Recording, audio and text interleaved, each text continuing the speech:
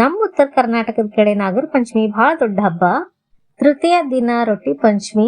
ಪರಿಚಯದವ್ರಿಗೆ, ಸಂಬಂಧಿಕರಿಗೆ, ಗೊತ್ತಿರೋರ್ಗೆಲ್ಲ ಓಣ್ ತುಂಬಾ ಅಡ್ಡಾಡ್ಕೊಂಡು ಊರ್ ತುಂಬಾ ರೊಟ್ಟಿ ಹಂಚುದ ರೊಟ್ಟಿ ಪಂಚಮಿ. ವರ್ಷಕ್ಕೊಮ್ಮೆ ನಾಗ ಪಂಚಮಿಗೆ ಅವು ಹೊಲಸಿದ ಲಂಗ ಜಂಪರ್ ಹಾಕೊಂಡು ಅಕ್ಕಿ ಇಡಿಸು ಚಿಕ್ಕಿ ಬೇಡಿ ಮೇಲೆ ಬಹಳ ಪ್ರೀತಿ.